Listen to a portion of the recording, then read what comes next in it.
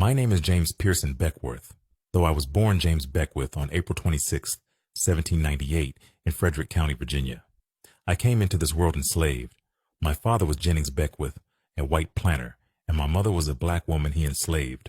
Though he acknowledged me and my siblings as his children, the law still named him our owner. That contradiction shaped my early life. When I was young, we moved to Missouri. My father apprenticed me to a blacksmith so I could learn a trade, but I had a strong will even then. After an argument with the artisan, I was dismissed. In time, my father formally freed me through manumission between 1824 and 1826. Once free, I chose a life that would take me far beyond anything I had known. In 1824, I joined General William Ashley's Rocky Mountain Fur Company and headed west into the vast wilderness of the Rockies.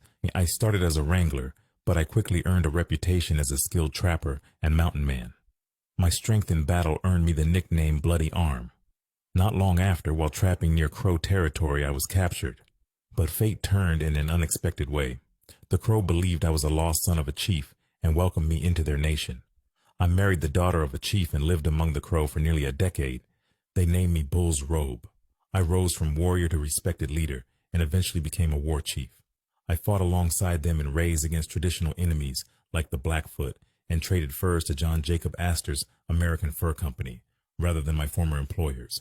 In 1837, I returned to St. Louis and later served as a courier and wagon master during the Second Seminole War in Florida. Over the years, I worked as a trader along the Arkansas River, moved through Colorado and New Mexico, and even carried nearly 1,800 Mexican horses north during the Mexican-American War. I served as a courier again and helped suppress the Taos Revolt. When gold was discovered in California, I followed opportunity west. In 1850, I discovered a low pass through the Sierra Nevada that would bear my name, Beckwourth Pass. I improved what became known as the Beckwourth Trail, shortening the journey for settlers and gold seekers by nearly 150 miles and sparing them dangerous routes like Donner Pass. Though I was promised payment, I was never fully compensated. Still, my name remains tied to that path and to the town of Beckwourth, California, which grew near my ranch and trading post. In the winter of 1854, I told my life story to Judge Thomas D. Bonner. He published it in 1856 as The Life and Adventures of James P. Beckwourth. I was promised half the proceeds, but never saw the money. In my later years, I served again as a scout, including during the Colorado War. I was present during the tragic events surrounding the Sand Creek Massacre in 1864, a stain on the nation and a painful chapter in my own story. The Cheyenne, outraged by my association, barred me from trading with them.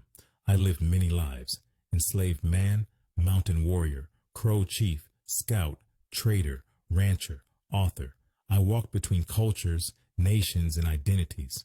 My life was filled with triumph, controversy, hardship, and adventure, but above all, I was a man determined to carve my own path across a vast and changing American frontier.